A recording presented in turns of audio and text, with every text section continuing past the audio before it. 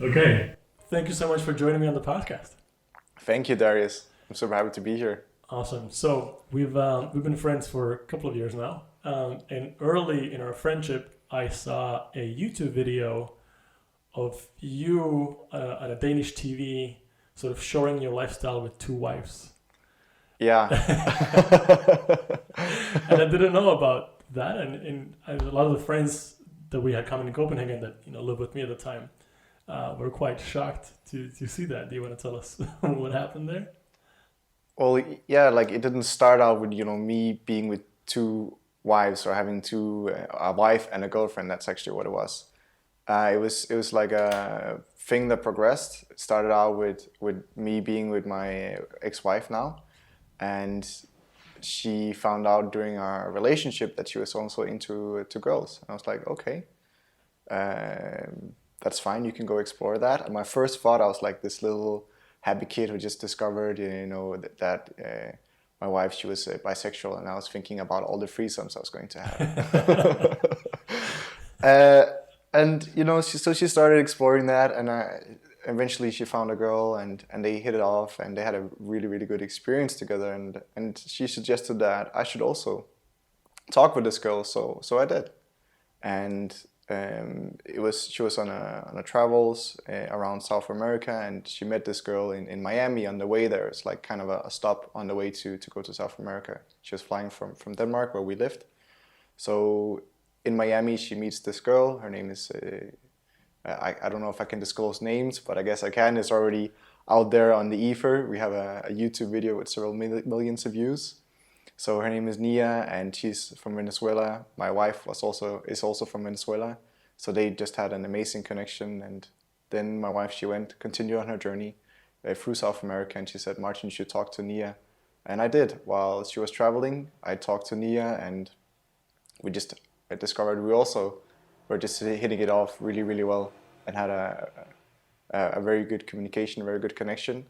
And then we decided all to meet, like 3 months later after they had first met. We decided all to go to Miami, and there we just hit it off. Like it felt like I'd known Nia for a long time, and there was just instant love, instant connection, and we spent a month together there, really just enjoying each other's company and seeing what that was. And during the time, my wife, she suggested that we should propose to her. So on a scuba diving trip, it was actually the first time that Nia had ever done scuba diving. We took her out on an island in Puerto Rico, and there we took her for scuba diving. She never tried that before. And on the second dive, we proposed to her on the water, and this is actually, you can see how that is done in the video that's on YouTube. Oh, really? Yeah. I had no idea you did underwater. Underwater. So we did that, and then coming back to Denmark, so suddenly, it was me, my wife, and then Nia, our fiancé. And during that year, it was the year of 2019, we went back and forth between Denmark and Miami, where she was living. And we decided in September last year, in 2019, that we were going to go there. We're going to pull up the roots in Denmark, sell our apartment, and then go there and really try that out. The day before we leave, she breaks up with us. Fuck. Yeah, and we were like, should we go? We decided to go anyway, because maybe we could salvage the relationship in any way. Yeah. And so we went there. And we see her, and we spend a couple of weeks together, and we do realize, okay, this is broken. We cannot do anything about it. At least we could leave as friends. Right. And we had planned also, because we could only get a visa for 3 months at a time, so we had planned to go to Mexico after 3 months. So we decided to go to Mexico earlier, my wife and I. And going there and going through the breakup with Nia, also realized that I didn't want to, like, me and my wife, we had grown apart. And the relationship, the three-way relationship, was just a way to keep it together. It was kind of like the last solution for us to be together. She had realized she was more into women, and I had realized that I needed a more feminine presence in my life. Where Nia, she was very much that feminine presence. Where Victoria, she developed more like her masculine side.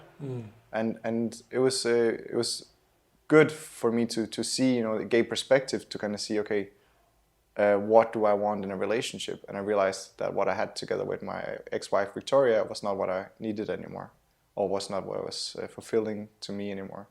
So we broke it off there, and I went through a month-long period of grief, where I could barely get up in the morning, like I was feeling so heavy and lethargic, and I would get up late, and late would be like 9 o'clock for me. Normally I wake up like 5:30, 6 o'clock, but I would get up around 9. It was really late for me.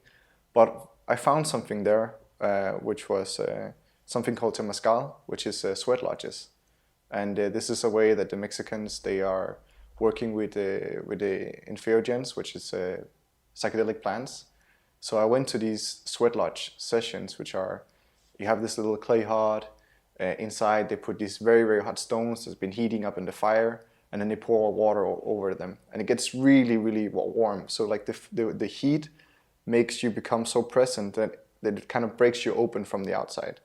So there I really had a chance, because I'm not really good at feeling my emotions. Normally I spend most of my time in my head thinking, doing, so I didn't really want to feel those hard emotions, but this kind of gave me a space where I could do that. So in these temazcal sessions, I was working with different medicines. For example, I was taking a medicine called San Pedro, which is a cactus where the active ingredient is mescaline. And I was doing small doses of that during the temazcal sessions. And that really allowed, it like kind of opened me up from the inside, while the heat would open me up from the outside. And it kind of allowed me to process all this grief that I was going through because of the breakup. So yeah, that was my experience with the 2 women. It was a beautiful experience. And then I ended up, being just by me. And I can say being with 2 women is amazing, but it's also very difficult. Like, if you think it's hard to be with one person, then it's not, because it's twice as hard to be with 2 people, because you're like 3 people together, so you don't have to deal with everything. But there's more you have to consider. And yeah, most people probably ask, so, how was sex? That's the first thought. And it was just, for me, it was the same, when my wife, she said she was going to see girls. So like, the first thought is like, I'm going to have all these threesomes. And yeah, sex is amazing. It's, at least the physical aspect of it. Yeah. But if you really want to connect with someone and go really deep, then I believe, just being with one person, you can go much, much deeper than you can when you're free together, because you cannot really like immerse yourself in the same way as when you're just with one person. So that's also something I learned from this experience. And people that go into polyamorous relationships, I think they really have to consider why they're doing it. Like, is it because this is the last resort to mend a relationship or to have a relationship function? Or is it because that they think it's important to have both the masculine and the feminine balance in their relationship for them to be happy? So I think it's important to ask these questions to yourself when you're going into these kind of experiences. That must have been, I imagine it to be very difficult, because there's so many different relationships going on within the triangle, so many different dynamics. And is there anything that have prepared you well for that, or did you just gotta learn to fly? Well, one book prepared me for that, and it's called The Way of the Superior Man. I know it's also a book you like a lot, and yes. You said it's the book you return to the most. It's definitely also the book that I return to the most. I think I went through it probably like 5 times or something like that right now. Yeah. And I would never have been able to be in a relationship like that if I hadn't read that book. So that book really prepared me for dealing with the feminine, which Nia very much was a representative of that, and just being able to handle the storms you sometimes get from women, and in a very graceful way. So yeah, and so that book definitely was a very important part, but also just being in that was, and having 2 partners who were able to be open and talk openly about their feelings and fears and their insecurities was also very, very important. It felt like, I remember the beginning, it felt like, you were on this hell week of emotional training. And going through that, I learned to put a lot more words on my emotions and actually feel emotions and figure out okay, so when I feel, like this weird feeling in my stomach, is that, okay, that's anxiety, that's insecurity. And I was able to, okay, identify these things and it helped me to process it, but also to communicate it and tell the girls where I was. So for me, it was like a training camp. of experiencing another aspect of life. That's I think it is the same for me, where it can be difficult for me to communicate what I'm feeling, and I think that's the case for a lot of guys, where it's like the default is just I'm good, I'm fine, like and you just sort of batch everything into good or bad, but it doesn't go further beyond that. No, it's just it's like hungry, horny, sleepy. Yeah. that's it, or good or bad. There's not really more dynamics to it. Yeah. But I believe, if you just always go to your default mode, there's a lot of things you're missing out on, and there's a lot of things you're compiling inside of you. You're just keeping it in your body, and your body keeps a score a lot. One other thing that I just came to my mind right now, which was very powerful, also that was mentioned in the book, was this aspect of you being able to have orgasms without ejaculation. So you as a man could become multi-orgasmic. And actually had that first experience together with Nia back in the beginning of at the end of 2018, and that has been with me since. So that's also another powerful, really a lot of kudos to that book. It's a very amazing book. I think the book Multi-Orgasmic Man has circulated our friend group. Yes, yes. But I'm also talking about the Way of the Superior Man. Yeah. He mentioned it shortly, and I hadn't read the Way of the Multi-Orgasmic Man until after I had experienced that. Okay. Yeah. Yeah, that's powerful stuff. It's very powerful. I mean, most even guys don't know that it's possible. Yeah, they think these two mechanisms are the same, and with practice you can learn to separate those. For example, through meditation, it's mostly about awareness and breathing. Like breathing deep is very, very important. Are you able to relax? And I believe all the practice that I've done with meditation and breath before kind of prepared me for having this. It was a spontaneous experience. I didn't plan for it, if that makes sense. Oh, so you didn't even attempt to have this? No. It just happened? Yes. That must have been a beautiful discovery. It was an amazing discovery. I was like, what? Is this even possible? So, yeah, that was an incredible discovery, especially when you think it's a mumbo jumbo and suddenly you have the experience and you're like, wow, there is something deeper to my experience of life or experience of sex and sexuality that I didn't even know about. So I was really grateful for that experience. It opens up so many new doors and avenues once you discover that. Yes. It's a whole different thing. Yes. So you mentioned that after the breakup and you had the month of dealing with what happened, and then you started to discover the sweat lodges and psychedelics, right? Yeah, I was already experienced with psychedelics before. This was the first time that I tried a mescaline cactus. There are different kinds. They normally use San Pedro or another one called peyote. It's very, very commonly used in Central and North America. Mm-hmm. So there I got introduced to that aspect, and also just the way that they're called the temazcaleros, which is the healers, the Mexican healers who are taught in using the temazcal together with plant medicines in order to heal people. And for them, it's very much like the ceremony. You come, you sing maybe a few songs together, and then you're being cleansed with copal smoke. And they have these, it's just a beautiful setup. It's like entering into another world when you're going to these ceremonies. And then you're being led into the temazcal, which is this little clay hut. And you're sitting in there with the whole community. This is how it used back in the day. You're sitting in there with the whole community. Maybe you're sitting there, 20, 25 people, very, very crammed, in a very, very small space. And suddenly there's no difference between man and woman or black and white. Like you're all together in this. And you're working with this very, very powerful heat, and sometimes also with plant medicines. and it's kind of like an healing experience, not just for yourself but for the community as a whole. And normally the temascalero, he would do some ceremonies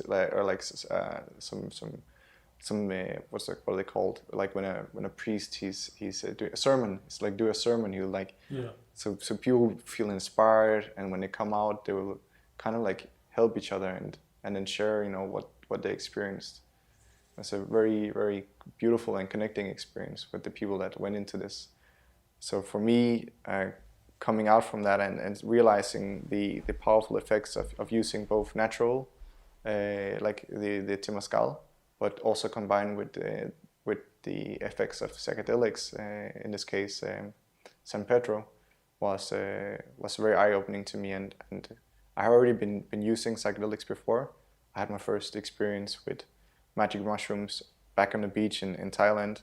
I was at a full moon party, and it was New Year's. I think there was like 70,000 people on the beach, and I heard about you could have. Koh Phangan? That was in Koh Phangan, yeah. And I heard you could take these mushroom shakes.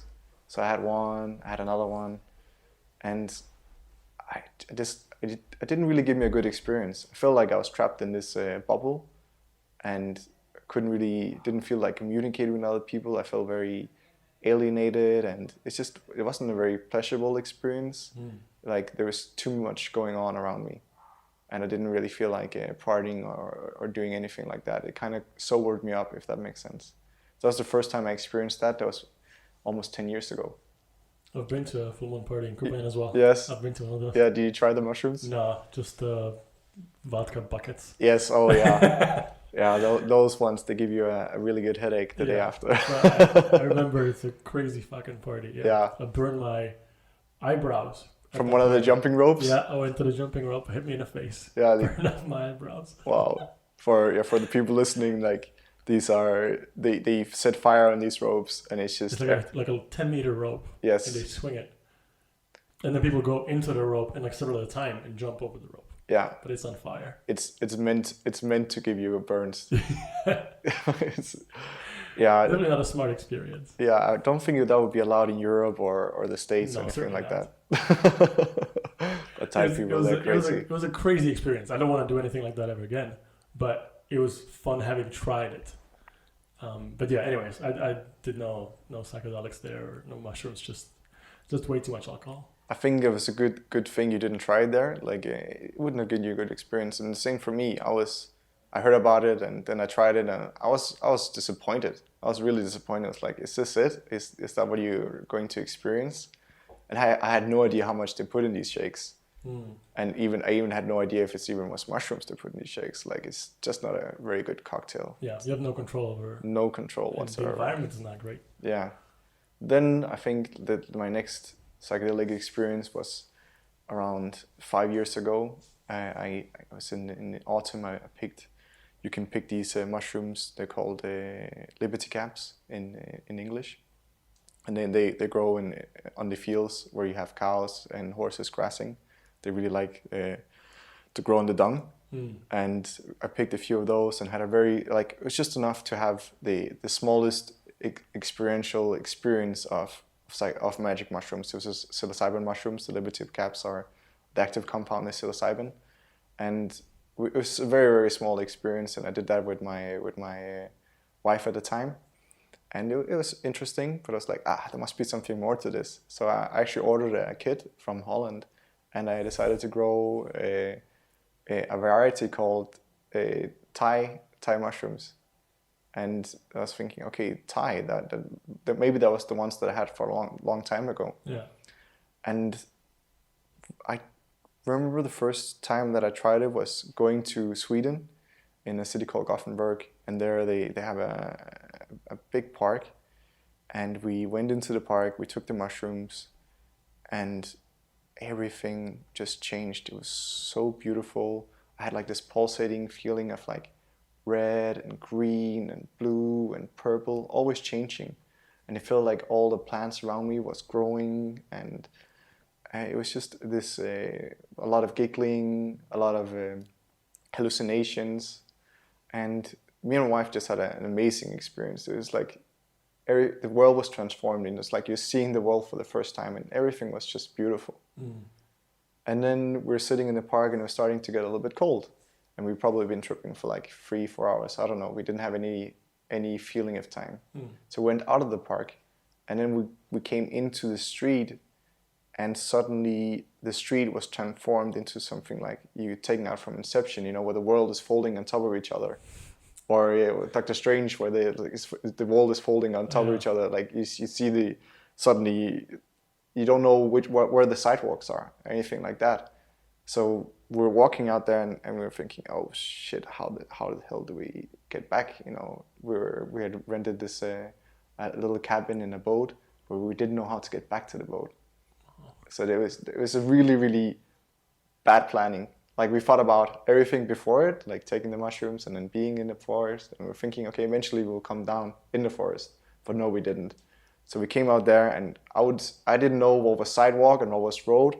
So I can easily understand if people, they get injured when they're doing any kind of psychedelic, and they're doing it, you know, in the street or a place where they can get hurt, because you don't have any sense of reality. Yeah. And if you're hallucinating just a little bit, then things, it gets very squirrely. Yeah. Yeah. So we finally got ourselves inside a wagon, a tram, but we didn't know if it's the right one, because I tried to look at a map, and the map just turned into like a little ants crawling around. So eventually, after several hours, we got back to the boat, and we're so grateful to finally be back, but also for the opening experience that had been to be there. But I would say to anyone that wants to do psychedelics and wants to do it outside, do it early in the day, and do it at a place where you can't really get hurt, like out in nature, in the forest, and make sure you have at least 8 hours after you take the medicine before you, or the mushroom or whatever you take, before you have to go back, at least. So, but preferably don't do it anywhere like there. And the first time you try it, I would recommend doing it from the comforts of your home. Yeah. Yeah, it could be very disorienting. Very disorienting, very much so. Yes. Yeah, I did my first, I think a big journey with you here in Portugal a few months back, and we had the whole setup, and I can't imagine, you know, being out in the streets, or even, you know, I couldn't even imagine leaving the couch during the trip. Like I was so, you know, if I had to pee, I wouldn't be able to get up and leave. Like it's just, to me, it'd be very, and it's so powerful. It's hard to comprehend how strong the experience is if you're taking, you know, good sides. So it's important to have someone to guide you and be prepared and have all of that, you know, sort of ready. But what is I think a lot of people, a first time experience psychedelics maybe in a party setting, which is very, very, very different to what you experience in a more guided session like you explained. Yeah, there's definitely a big difference in those two experiences. Like with psychedelics, what the door you want to open with them, they will open that door. So if you want to have fun and party, it's going to open that door. But if you want to have self-exploration, self-discovery, and personal growth and healing, then you have to do something else. And that's also why we see, you know, so many people doing MDMA. They do MDMA is not a classical psychedelic, but it's what's called an empathogen, meaning it makes you more empathic, it makes you more in touch, and basically it melts your fears and ego defenses. And ego, just to clarify what that is the conception you have of yourself, like your beliefs and the stories that is running. It's like the program that you have created over time. So when you want to do it for a party, like you can easily just have fun. If you do MDMA or LSD or mushrooms, it's possible. You can have fun. And that's also why most people, when they just do it at a party, they don't really experience any of the other benefits that you can experience from psychedelics, like personal growth or self-exploration or healing of trauma or addictions or things like that. But there are some people that suddenly have those like traumatic experiences coming up when they do psychedelics, and they are affected afterwards. That's also why you hear about people having bad trips, or trips where they feel, you know, where they're affected afterwards, where they have, like, maybe they go into a depressed state, or they are re-traumatized because they experience trauma, maybe from them being abused, or a very tough situation. Maybe they experience murder, or violence, or a crash, or anything that can be traumatizing. And those experiences can then reappear when they do psychedelics, even in a party setting. And that can re-traumatize them. So they have to, so that afterwards maybe they'll go in depression, or they will experience those kind of things. Like they will maybe experience a higher degree of anxiety or flashbacks. It's very common for people doing it in a party setting. So there's another way you can do this, and that is, if you want to do psychedelics, I wouldn't recommend doing it in a party setting. If you are going to do psychedelics in a party setting, I would only recommend doing what's called microdoses.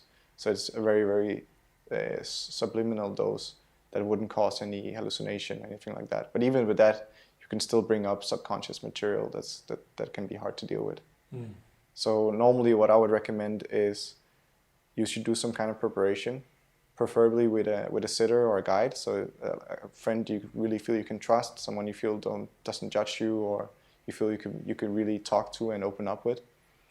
And preferably they should ask you questions that kind of gives you a map of where you are right now. So normally we would have these 3 stages. They're preparation. So this is the preparation stage I'm talking about right now. The second stage is the journey. You take the medicine, the psychedelic, the mushrooms, LSD, MDMA, whatever it is. And then the final one is integration. So the preparation stage is you would make sure that you are ready to go into this journey. And the way you do that is to build a map of where you are right now in your life. You'll investigate the different life areas you have, the physical aspects, the mental aspects, the spiritual aspects, how you are doing, you know, socially and even environmentally. So normally when I prepare people for going on journeys, I would ask them different questions into these different areas and see, is there any places where, you know, things are popping up, things that are not in balance, things that are causing them any pain or trouble, because this will likely give a indication of things that can come up during the journey itself. What are some of the examples of the questions you would ask during the preparation setting? One question I would ask, is there like a repeating thought or pattern that you can't figure out? Or that would be one question. Another question is, do you feel that you are breathing easily and deeply? And a lot of people actually answer no to that question. Surprisingly, it's such a simple thing, such an important thing. People are answering no if they feel they can breathe easily and deeply. Yeah. And a lot of it is because we're so much in our head that we forget to be in our bodies. And just changing the breath makes us calm immediately, which is a huge, it's a very important thing. And it's also a very important thing in teaching people before going into the journey. So part of preparation is not just, you know, asking these questions, it's also making sure that people have the right foundation to go into it. I would recommend anyone doing bigger journeys or bigger experiences or bigger doses of psychedelics to have at least some kind of meditation practice. So they're used to just go with any experience, and also used to kind of step behind, being able to observe their thoughts, not identify with them, because they're going to experience a lot of things on the journeys that are just creations of consciousness. And these things it can be very scary. Like you can maybe experience that you're going to be destroyed by a huge demon. And it's just a creation of your consciousness, your imagination. It's just a play of forms. So it's not something that's really going to happen. And when you are learning meditation, you learn to become curious of what are the things that arise in your conscious space. When you're having your eyes closed, you're like, okay, what is these thoughts that are coming up? And you learn to become curious about these thoughts. And this is also what you want people to do when they go into the journey. So having some kind of meditation practice is definitely good. Preferably also breathwork, because breathwork helps you to ground in the body. It helps you to relax and calm down. So if you're experiencing anything that's hard or difficult, you can kind of come over that experience by just breathing through it. And then another thing that's really, really helpful is to have some kind of body practice, like yoga. It can be dancing. It can also be tai chi or anything that grounds you in your body and puts you in the body.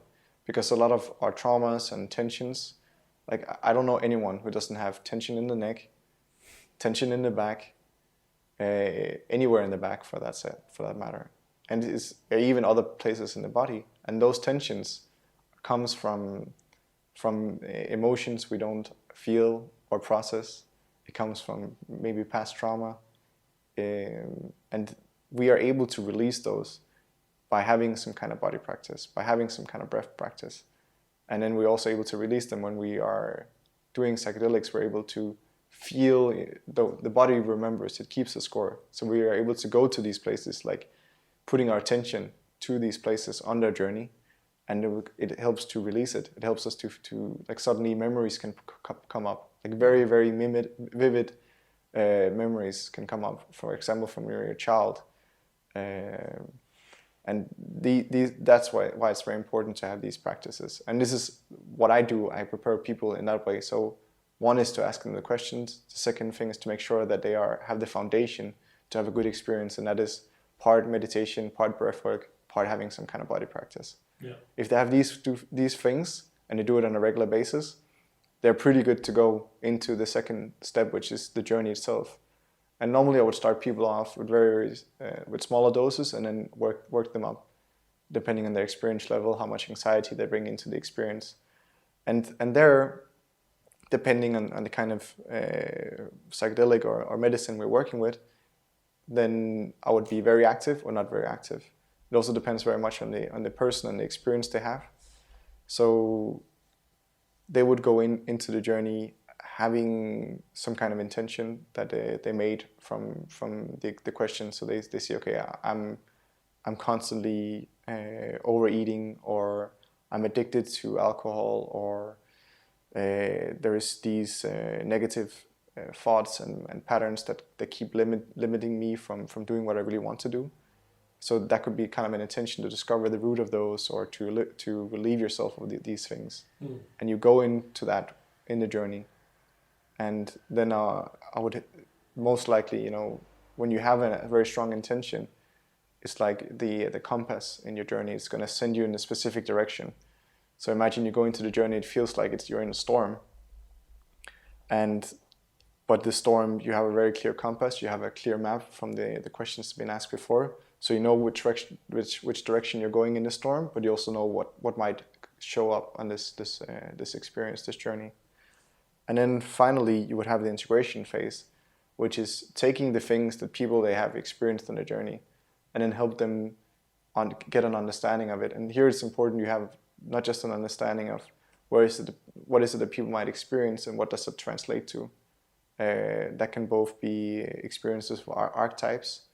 A lot of people, they experience the trauma from when they was born. All of us are more or less traumatized from our birth. Like just imagine you're coming out for a very, very narrow passage. You're being choked. You're going from not having to rely on your lungs. Suddenly you have to use your lungs. You're being in a lot of mechanical pressure. A lot of people, they have trauma from that experience. And this is been shown through the psychedelic research throughout the 60s and 70s. And now it's kind of coming back when it's being allowed right now. They're doing trials and research.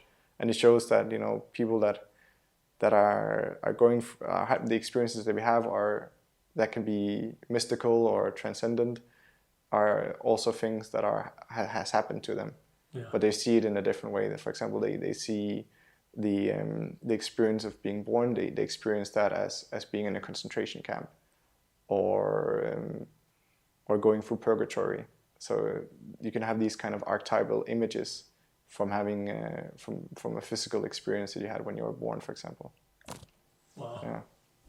Are there any red flags, like during the first stage where you talk to people, where you would definitely not recommend them to go through with it? Is there anything that comes up where You just don't think it's a good idea.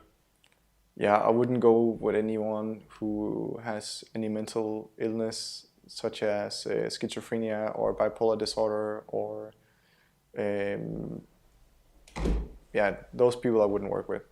And this is also the recommendation from the current studies being done. They don't do anything with these people because the risk is simply too high. They're already very unstable, so I wouldn't. And psychedelics make you more. It's kind of like shifts your foundation, and it puts you temporarily in a very unstable place. Like suddenly you don't know what's reality, and if you already are questioning what reality is, it's probably not a very good place to take you. But most people, at least here in the Western world, they are so founded, they're so rooted in, they're so stable, so rigid, that actually need that shaking. There's this very good metaphor that what psychedelics does, and the power of it is, most of the time, we're so much stuck in our same routines, same patterns, or even in addictions. And it's just like, it's imagining this slope, this hill, and every time we're taking a different action, it's like making a new trail down this slope, and the tracks, they get deeper and deeper. When you take a psychedelic, it's kind of like you have fresh powdery snow landing on that hill, and suddenly you're able to take new directions.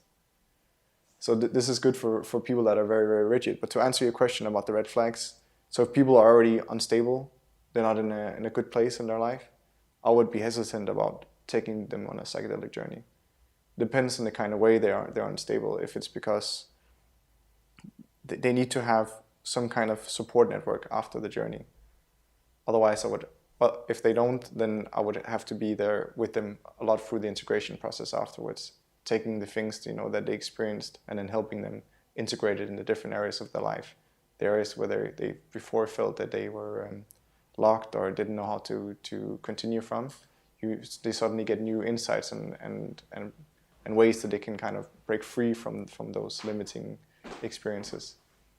Are there like the most common intentions that people have to do this? Like, what are the most, or is there patterns like what people want to address, or what is the reason why most people, might want to do a session?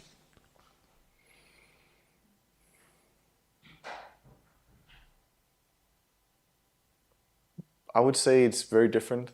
It's as many people as we are, there's as many different intentions, but a lot of it is breaking free from some kind of pattern or behavior that is not healthy to them or to the surroundings. That can be something in relationships, that can be something towards themselves. For example, one thing that I've been working with myself is the way that I think about eating.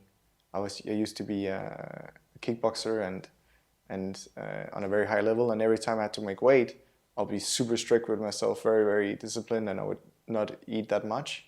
And then when I wasn't eating weight, I was overindulging myself, eating a lot, because it was like this going from not restricting, very, very powerful restriction, and then to, okay, now I have to train a lot, I have to work a lot, so I also need to get enough fuel. And this shifting back and forward kind of like, it created some problems with eating and the way that I thought about food. So sometimes, and this has been problematic for me afterwards, and now I'm slowly starting to deal with that. And you're able to see these patterns very, very clearly when you're taking psychedelics. You can see, okay, I'm doing this because of this. And I may even understand it intellectually before I take the psychedelic. But then you take the psychedelic and then you have the experiential, visceral experience of it. And you're able to change your behaviors. Because it's stupid. It's stupid to overeat. Yeah. And I can tell myself that. Like, people also know it's stupid to smoke. But after a psychedelic experience, they can actually stop doing it.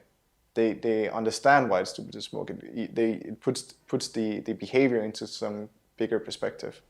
That's also why they've done this study with smokers and with psilocybin mushrooms, where after 6 months, 70% of them were not smoking anymore. Wow. And normally you would have around a 20-25% success rate with smokers, because it's such a hard addiction to quit. So this also shows the kind of power there is in the psychedelics of kind of changing.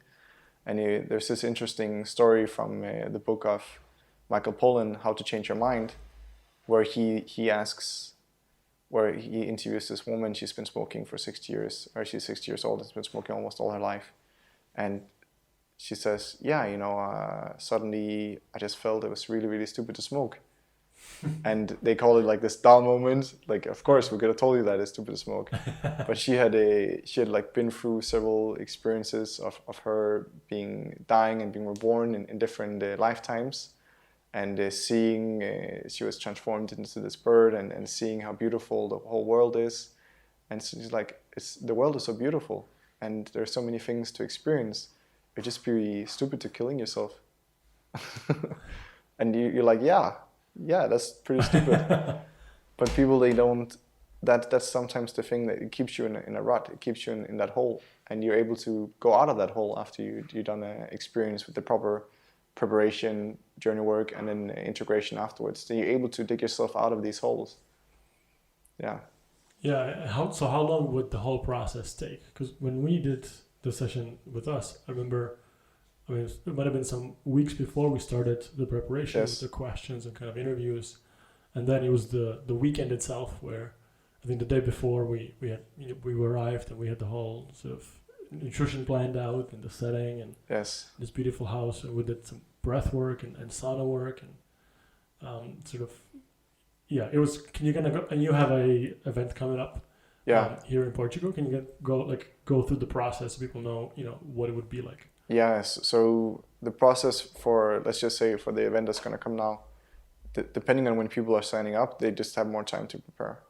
But it can be as little as 3 weeks. So you have a week you're going to prepare with the questions. It will probably be 1 to 2 sessions of 1 hour.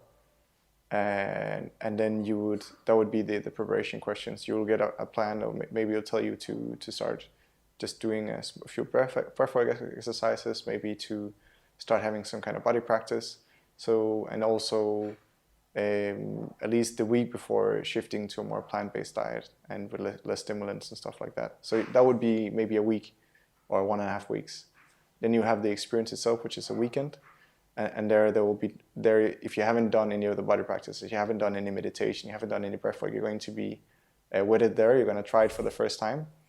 And if you already have a good experience of it, then you're going to just deepen that experience. And it's really going to put you in the right state for the experience itself. So you're going to be fit to do this. Then you do the journey on the retreat. And then afterwards, there will be integration the day after, the whole of Sunday and the weekend. And then you would have 1 to 2 integration calls following maybe 2 to 3 days after. And again, a week after or so.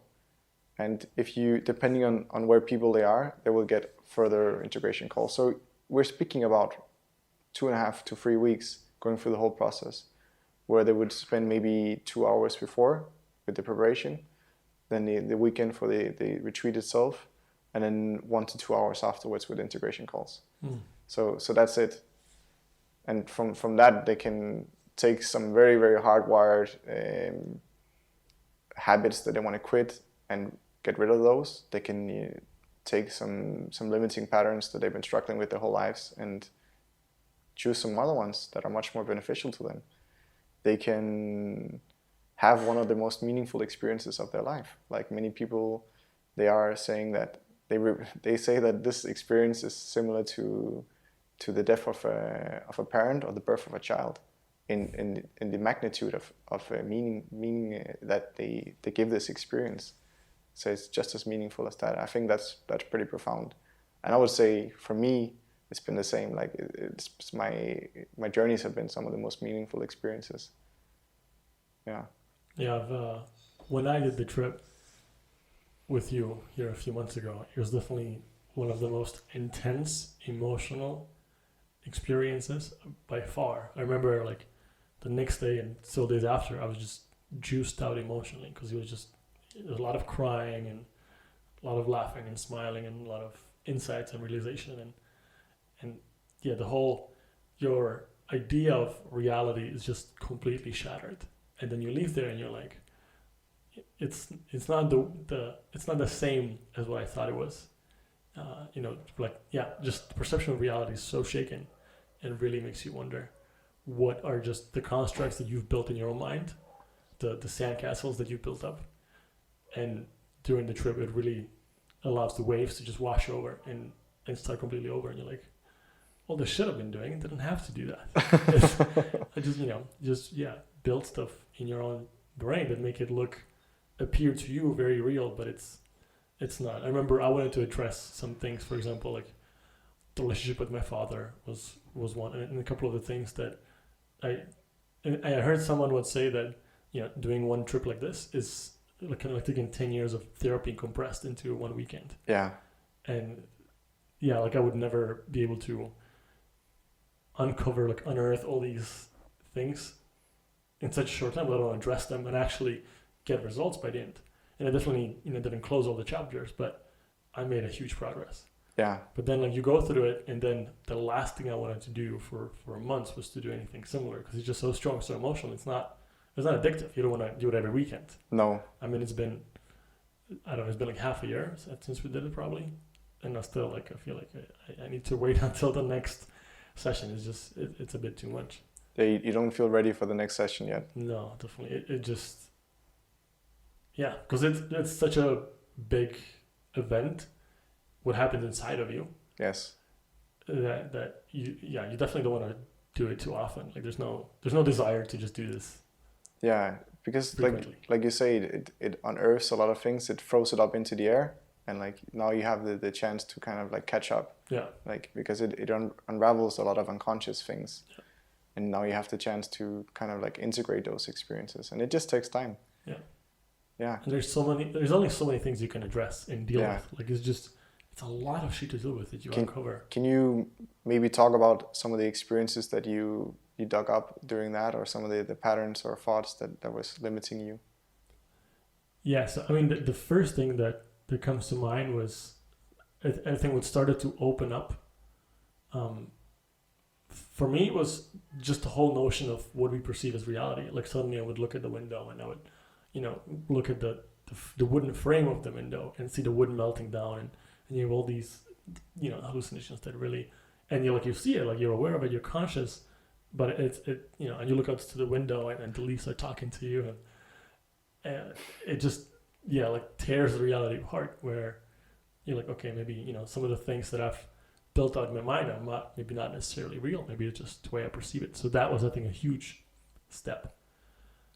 And I think on the journey I had certain intentions, but I also sort of uncovered a lot more stuff.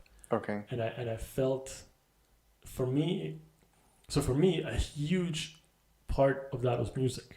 And maybe you can talk about what role music plays into all of this afterwards. But I remember with each song, it was just like a roller coaster. Every song would take me on a journey somewhere, and it felt like it would go on for, an hour. It was probably like a 5-minute song.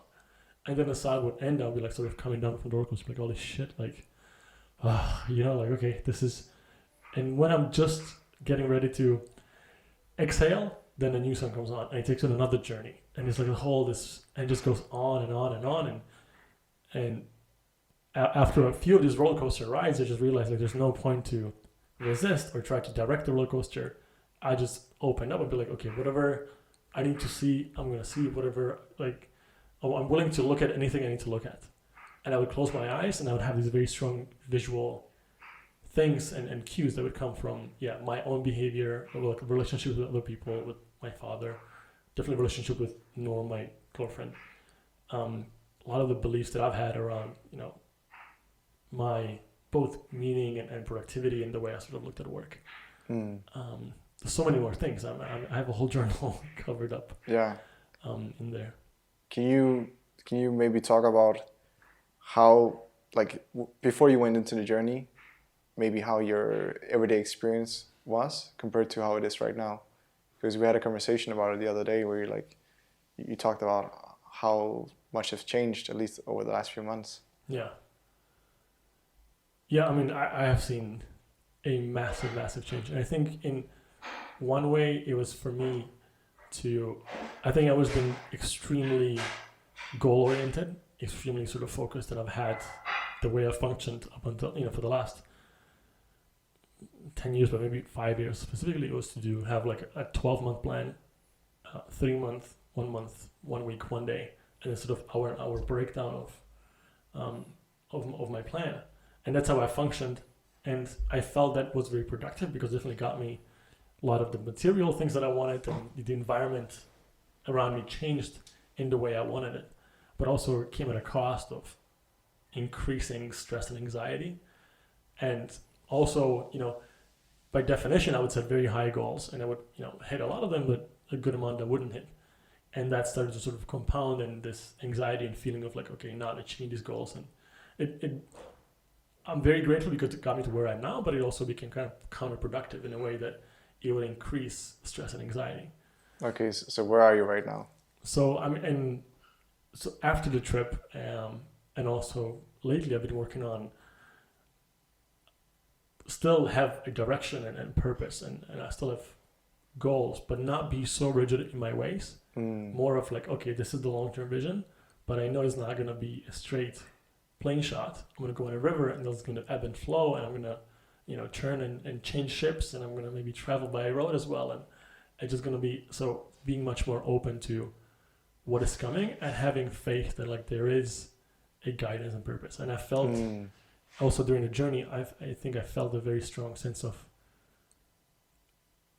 guidance, and being like, it's okay to trust, and it's okay to just let go. And there was a really good story that I heard. Somebody was talking about how we, perceive certain things to be good or bad. And he was saying there's a guy who lived in a village, and he broke his foot. And everybody's like, oh, that's such a bad luck. It's a terrible thing. But then the army came, and they wanted to enlist everybody who was, army age, but then enlist him because he was injured. Like, oh, you're such a lucky guy. It's such a good thing that happened to you. And then his girlfriend broke up with him, and it was such a bad thing. But then, and it's not such a thing as a good or bad. It's just the way we perceive it, or the stories that we tell ourselves. Yes. So I think since the trip, I've been much better at being like, okay, this is not good or bad. This is just, it is. Yeah. And I get to choose on what label I put on it. And this is definitely not easy, and I'm not perfect at it. It's work in practice. But just being aware of that we create the reality.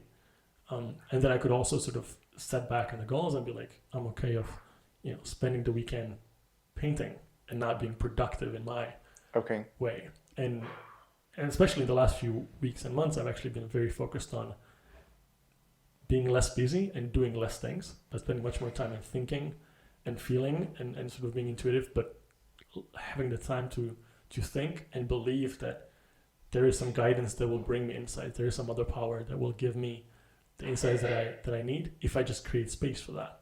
Okay. And as a result, I'll be more productive and have better results while working less and not being stressed. Okay, so you're feeling less stressed now. Yeah. You're doing less. Yeah. But you're actually having a lot bigger results. Yeah. Or seeing bigger results. Yeah. That's very interesting.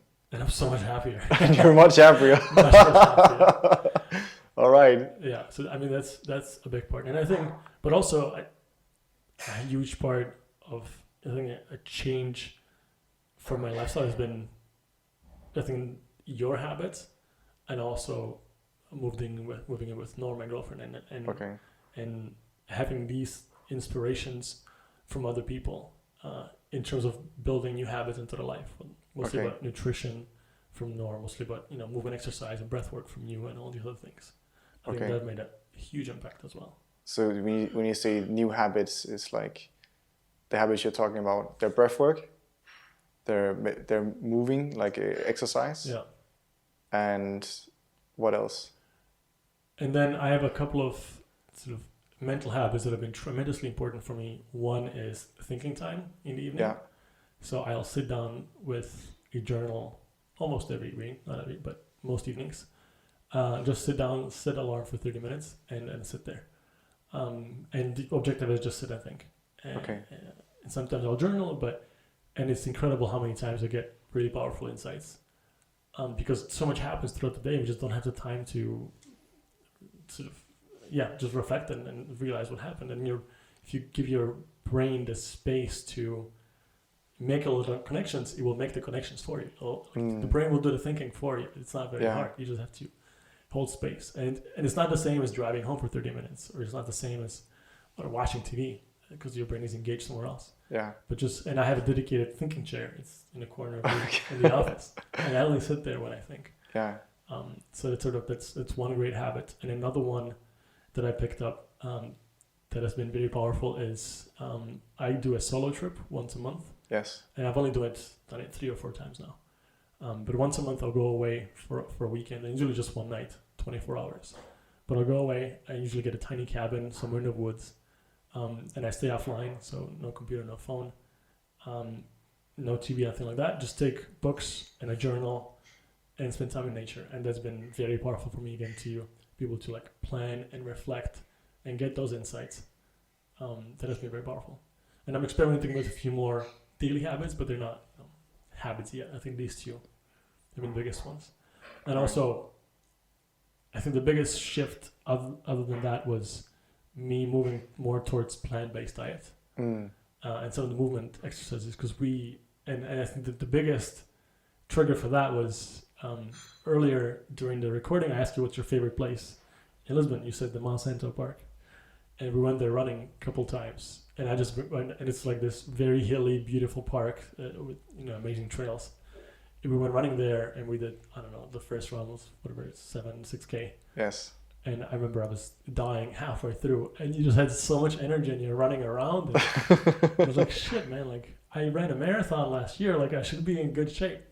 But I think a lot of my habits were sort of blocking me from having that full energy. And I was just like, and I saw you running around and I was like, whatever he's having, I'm on that. Yes. I think that's been one of the triggers for also, moving in that direction. So you could see how much energy I was having. Like I was really enjoying that run. Yeah. And yeah, like you and Ed, you're good guys. So you have a good pace, but you could have run a little bit faster. We could have run faster that day. It was also raining. It was a beautiful day. I remember. Yeah, I felt like a happy little puppy. I enjoyed it from the perspective of like, I'm pushing boundaries and I'm pushing limits, and I feel like I'm gonna puke, and like this is like very masculine breaking through barriers. Yes. But I didn't enjoy it in the sense of like, stopping to smell the flowers. No, not at all. Not at all. I understand. But so you say all of these habits you picked up more or less this year, actually? Yeah. Wow. And it made the difference is made in your life is you have more energy, you have less stress and worry, and you're doing less, enjoying your time more, and getting better results. Yeah. That's very interesting. And definitely a lot of that was triggered, through the experience that we had. Yeah. And obviously that alone is not going to fix all the problems, and it's not going to sort of work. Yeah. And after you have to integrate and sort of keep on going. But I think that was the first step. Okay. In that direction. So thank you for that. Oh, you're welcome. I also believe you mentioned yourself. There's another aspect of it, and that is I would call it the osmosis of other people. Yeah. So there is this famous quote: "You are the product of the 5 people you spend the most time with," right? And that's also you allude to that when you say that you're spending time with me. You take some of my habits. You take some of the habits from Noor. You're eating much more plant-based. Both Noor and I are eating plant-based, and you're living with Noor now, and she's cooking completely vegan. So you have, and she's cooking a lot, so you have no choice. And it's such good food. It's amazing food, like really good food. I'm very lucky in that way, yes. So you say that, and then you also see, okay, there's people that are having amazing results, and they're like it suddenly becomes very achievable. Yeah. And you see how little it actually takes. I remember when we first met, you didn't have any breathwork practice. I don't know if you had any meditation practice. I think sometimes. Very little. But now I see you doing breathwork, and even you say you're doing it several times a day. Yeah. And also your exercise routine has changed. It's not about doing a specific amount. It's just about showing up every single day. Yeah. And I think it's very important to mention that if someone wants to get started with any kinds of new routines or habits, that start so easy you cannot say no to it. Like in the beginning, it's not about doing an hour of meditation or doing an hour of workout or eating fully plant-based, because if you change too fast, you're just going to revert back very, very fast. Like it's going to be, your body wants to remain. Its function is homeostasis. It means it doesn't want to change too much. It always want to keep in balance. So if you change too fast, things is just going to revert very back and fast back, and maybe even in the other direction. Like a lot of people in the start, you want to change their habits. They want to eat healthier. They want to exercise more, and they do that really well for a week, and then they go back and they like exercise. They don't even move, and they start eating fast food. And we see a lot of people doing that, and it's not because that there's something wrong with them. It's just because they're approaching it in a way that's not going to set them up for success. Yeah. I mean, I now I have sort of a printed out exercise schedule for the week in the bathroom mirror. But for example, some of the days I have weights in the gym, and I make it so easy that at the beginning I just wanted to build a habit. So even if I would, for example, I'm running late, I only have like 15 minutes in the gym, I would still go there and I would still like get on the bike and stretch and not lift weights, but just the activity of going to the gym and then leaving. That alone was very important to like starting that habit, and then knowing that it's not going to be perfect every time, but if I just go there, then that's really good. I heard Scott Adams had a really good quote in his book, and he was saying that what he does, he has a promise to himself that he'll always go to the gym, and when he gets to the gym, he has the total freedom to turn around and leave without any guilt. That's his system. And he said like in the last 20 years, only once or twice he left, because it's just getting started is difficult, but once you commit actually, doing that, then it's just so much easier. Yeah, and also believe another part of it is when you're also there, let's say a day you really don't feel motivated, but you still just do a little bit, then you're gonna be much more motivated to come back, because you're not gonna create a negative experience for yourself. And your body remembers negative things much more than around 5 times as much as the positive ones. So it's important that we create positive experiences, because they're going to be reinforcing those behaviors. But let's just cap on sum up on that. So like you say, spending time, the people if you want to have new habits, find people that already have the habits. It's going to make it a lot easier. When you start anything, start so easy you cannot say no. So that, let's say for the gym, that means you just have to be there, you just have to go there. You don't have to work out. Yeah. And let's say it's for meditation, you just have to sit down. You maybe have to take one deep breath. That's it. Yeah. Maybe for eating plant-based, you just have to have one meal during the day, or even during the week, where you are eating completely plant-based. So you start. So it makes it very easy for you not to say no to it. So I think that's a very, very good takeaway. Yeah, the same with reading. Just sit down, read one page. Yes. But read something. The same with thinking time. I don't always have 30 minutes, but if I have 15, I'll take 15. Yeah, and then another part of it is okay. If you miss one day, you should do everything you can to get back to it the next day. Yeah. And just do the minimum viable thing is like you say, you don't have 30 minutes today, but you have 10 minutes. Yeah. That's fine. Yeah. It's not about doing it perfectly. I think so many times we think, okay, we have to do it perfect. It has to be 1 hour every time. You just have to show up. That's already a success. Yeah. Already a success. What are your habits that you swear by? My habits that I swear by, especially in the morning, the first thing that I would do is drink a big glass of water. I always have a glass of water next to my bed.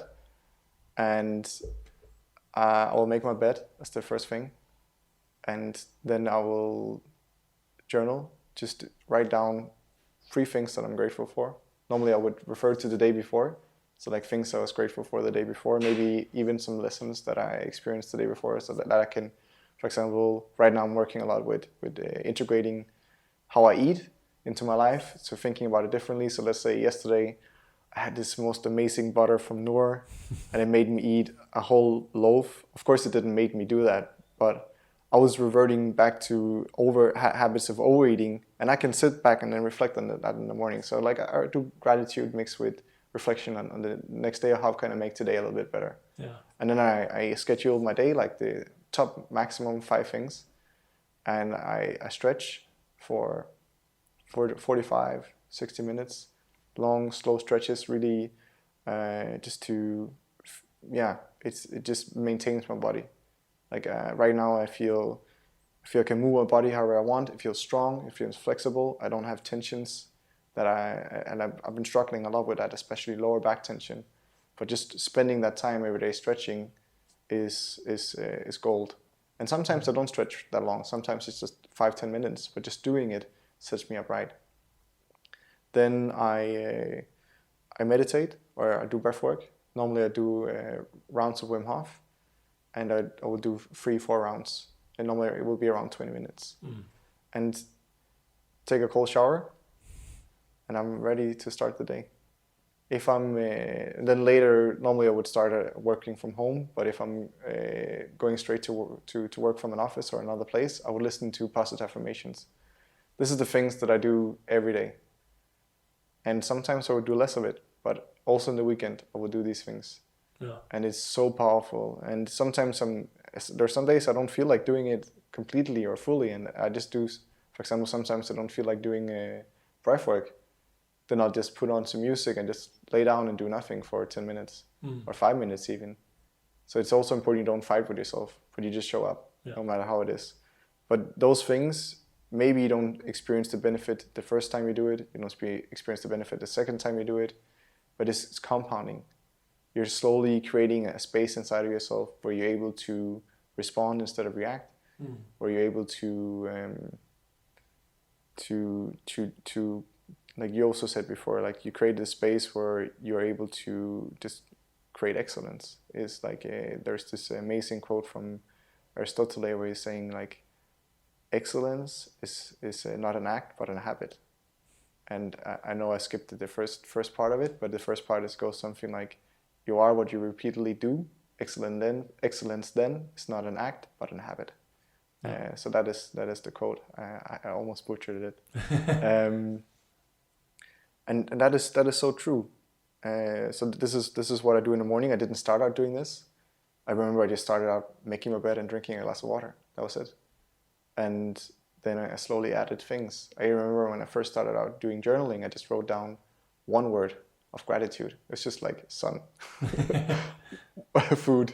It would be very, very simple then. And I believe that's how you start, and then you can slowly build from there. And maybe, for some people, they would have a different routine. This is just something that works for me. And I think it's important that people, they take what works for them and then they implement it in their lives. But I would say these things have been very, very transformative for me and put me in a very good state every day. Yeah. Yeah, when it's come to the office, hugging and smiling. Yes. Most of the times. Yes, most of the times. And it's also, that's another aspect. Like my default mode is happy, like we talked about from the beginning. And I realized there is another depth which is not always happy. It's not always shiny and bright. Yeah. There are actually other emotions going on than just happy than happy. Like I remember I was actually microdosing that day, and that helps me to feel more. I remember a common friend of ours, she asked me, "How are you doing, Martin?" And my first response was like, "I'm doing amazing." And when I said that, I was like, oh, I was being punched in the belly. I was like, oh, no. No. There is something going on here that you haven't paid attention to. So it's so easy to go into this happy mode, and with a good routine, it's very easy to go into it. But I believe if you are part of that routine, if you spend time journaling or reflecting, you can also do Reflectly. It's an amazing app. I can highly recommend trying it. It's going to help you really get into the habit of journaling. But you sit there and you just write down, whatever is in your inner system, and it becomes like an intimate conversation with yourself. Yeah. Yeah, for me it was hard not even to know what I'm feeling, but even hard to realize that I'm in stress, like I'm feeling anxiety. Like it was in the body. I wouldn't even stop and recognize it, and nor allow me to realize it in a very smart way. Every time she saw that I was stressed, she would ask me how I'm doing. And at first, it was always just like, I'm fine. And then after some point, I was like, okay, actually, no, I'm feeling all this and this tension in here, and I feel like I don't have enough time, and it's overwhelmed. Like I think I'm stressed. And now every time she sees that I'm stressed, and she's seeing my face, she knows it before I know it. Yeah. And she'll ask me how I'm doing. And that, in a very smart way, without sort of pointing finger at me, she would, very smoothly bring it up and then allow me to feel it for myself and teach me in that way. Oh, that's amazing that you have both a relationship where she's being a good mirror to you, so she can reflect back to you when you're actually stressed, but also that you have a relationship where you can actually listen to her feedback. Yeah. Because it's so easy just to go in defense mode and like, no, I'm not stressed. Yeah. What are you talking about? I'm not stressed. And it might have been like that the first couple of times. Yes. But she was persistent and sort of stayed with it. Yeah. And but it's so many different emotions. Like, I had no idea, but she can read so many emotions on my face that by the way my face changes. And obviously I can't see it. I don't feel it. No. And she'll ask me like, you look like you're feeling this and this. I'm like, fuck, yes, I am. How did you know? Yeah, but you didn't know until she told you, right? Yeah. I had no idea. And now like she can like pick it up and address it way better than, she knows it before I know what I'm feeling. I don't think everyone has a psychic like you No. living with them, but that's definitely very powerful. And do you feel from that interaction that you become better at also yourself registering when you're feeling something, or when you're neglecting because I something? can start to associate it with like, okay, when I'm feeling this tension in this part of my chest, then it means this. If I feel, and like it's sort of putting the pieces together. Like if you feel this, then it's Okay, so it's like a bodily sensation. Yeah. Mixed with some kind of like mental chatter or something like that. Yeah, sort of like awareness and and also then like over time recognizing the triggers that got me in that state. So be able to like preemptively sort of get there before and be like, okay, I know that this is going to produce this, so I need to be aware of that. Okay. So like a specific situation, you know, okay, I have a lot of things planned today, so I might experience some changes here. Yeah, exactly. Okay. Do you feel that before you became aware of this, that a lot of the stress you were feeling or things like that, it was just a regular part of your day, you didn't even think about it? It's just normal. Yeah, it was just a default notion of like, while I was working, I was stressed. And I thought that was my working mode. I was focused. But I was just fucking stressed for 8 hours a day, Yeah. And not just during the day, but also, that carries through the evening and that it stays in your mind at night and then it's on the weekends. And that's why like so many people when they go on vacation and it's like at the end of the first week you start to realize like, oh, there's this like looseness in my body and it feels nice and I'm relaxed, and it's not just the vacation is like for the first time you're not actually stressed. It just takes several days to leave your body. So I definitely didn't have the awareness, and I just thought that for me being stressed was the way I was productive because I was like doing a lot of things. I was on fire and high energy. But when you're stressed, it sort of takes up all the reserves of your energy because you're in constant fight or flight mode. Yeah. And then when you stop, when you get home, it's such a crash, and you're just exhausted. So that was my sort of default mode, and I, then sort of change it and be like, okay, I can actually be relaxed, do less, but produce more, and feel good about it. Do you feel that the journey that we had? It was back in February this year. Do you feel that was a catalyzation for this transformation? Yeah, like definitely just picking up a lot of the awareness and the intuitiveness in the body and bringing up a lot of things that were, you'll keep bubbling. You just keep adding weights to your backpack. You keep adding in luggage. And during the trip, it just allowed me to lay it all on the floor and then look at it and be like, okay, like maybe these two things I need with me, but the rest, they're just, they're not helping me anymore. Yeah. So it's definitely sort of a trigger. Yeah, it's sort of a trickle-down effect of all that. That's powerful, man. Yeah. Oh, like I just, as seen your transformation when I first got here in January in Portugal, and I can see how much you have transformed during this period of time. Like, I remember when we started working together, you were very much focused, and it's like, I'm here, and I just gotta do this, and now also when we're greeting each other, it's much more with a bigger smile, more loosey. Like, I see a huge shift in a very short period of time. So I'm even wearing flip-flops in the office. Yeah, man. Yeah, I've seen you walking around with bare feet now. That's you're becoming a real relaxed dude.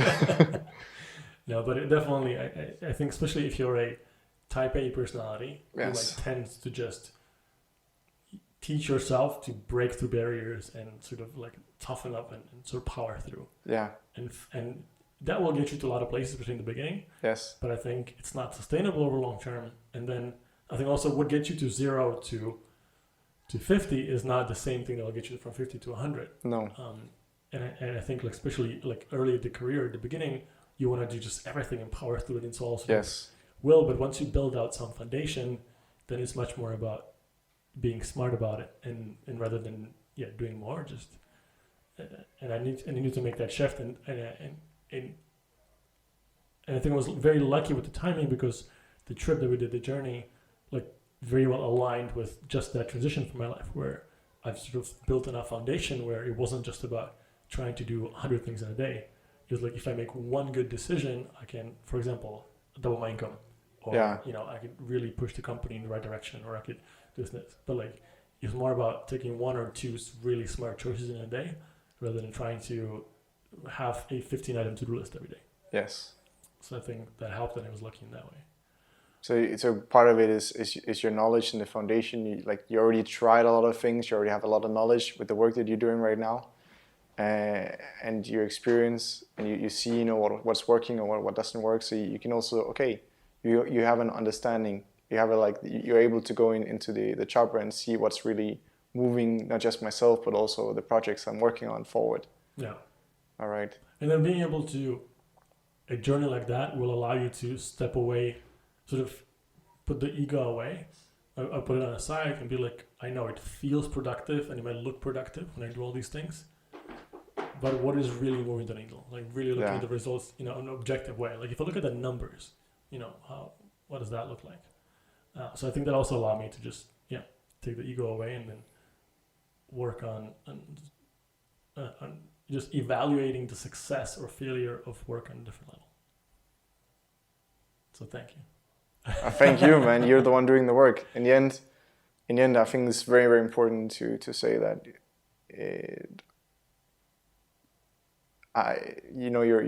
you're in the end, you're doing the work, right? And if I'm doing anything, I'm just facilitating or guiding. But you're the one doing the work. You're the one showing up every single day, and that takes something. And I want to acknowledge you. So you're for that, because not everyone is willing to face themselves and willing to see the places where they are, where they could grow, where they're where they're not, where they are doing things that are unhealthy to themselves and the people around them. It's not easy to recognize that and acknowledge that, but that's the first step in order to start integrating those. So thank you for going on journeys of self-discovery and exploration, I believe, every single day with the work you're doing now. So do you want to tell people when is the next journey that you're preparing, and how can people find out more about it? Yes, definitely. So the next journey that we're preparing is here in Portugal. It's going to be from the 11th to the 13th of December. You can find more about the experience by going in on retreat.guidedbymartin, just in one go, .com. So retreat.guidedbymartin.com. And there you are able to, you can book a call, and we can have an introduction call, just sit down and talk about what is this experience, what can you expect from it. Also make sure that you're good to go, that you're in a stable state, and then if we see that that's the case, we will start preparing you for the experience. Yeah. And I saw that you guys have like a beautiful house with this whole setting prepared. Yeah, like we found the most beautiful retreat place. We're gonna have it all by ourselves in the southern part of Portugal, and it's just located in the middle of nature, out of nowhere, and we have this. It's a very, very beautiful space. When people go on the page, they can see a video of the space. It's called Monte-orgasmic. It's just beautiful, really, really beautiful. And so it's a 3-day retreat, it's a right? three-day retreat. Look like? So the first day, people will come and they just get acquainted. We're gonna do some breath work. We're gonna do some yoga, some partner yoga. I think you tried some partner yoga. Yoga. It's not gonna be acro yoga, but it's gonna be similar to when we did on the terrace when we rented the house. Okay. Yeah, so we're gonna do something. We're gonna do that, and it's a really good way to bond and get people acquainted very, very fast. And then we're going to answer any questions that people might have. So they go to bed, because it can be an anxiety-driven experience. So we're going to make sure that people are in a good state when they go to bed on the first day. Then on the next day, on Saturday, we'll start the day slowly with breath work and with yoga. and then we're going to do this ceremony, which is going to take place in this beautiful room with big open window, like not open windows, but big windows where you have vision to the nature. It's not because people are going to see it. We're going to lay in a circle, and we're going to be blindfolded most of the journey. There's going to be me and 3 other guides, so people are really going to be well taken care of. And this journey is from you take the psilocybin mushrooms, and then until it stops, it will be around 6 to 7 hours, and then we're going to have a sharing circle, and people are slowly going to come back to their senses. They're able just to spend the night, just because, like you say, it's very emotionally taxing. Yeah. So they can go for walks in the nearby nature areas, or just be by themselves, or they can journal or whatever they want, or have talks with any of me or any other guides. And then the next day on Sunday is just focused on integration. We're also going to have a very small grounding yoga. We're going to do very light meditation. And then most of the day is just focusing on both group talks, but also one-to-one talks where people are going to bring up their experiences, and we're going to help them put them into practices in their everyday life. And that's what's going to happen all of Sundays. They're going to have individual and also group integration work. And then when they come home, we're going to have 1 to 2 integration calls with them on the weeks after the retreat, to make sure that they're doing well and they're integrating the experiences into their everyday life. Amazing. Yeah. Cool. Yeah. Well, I think this is a good ending point for the episode. Yes. Thank you so much for joining me. Thank you so much. Appreciate it. Awesome.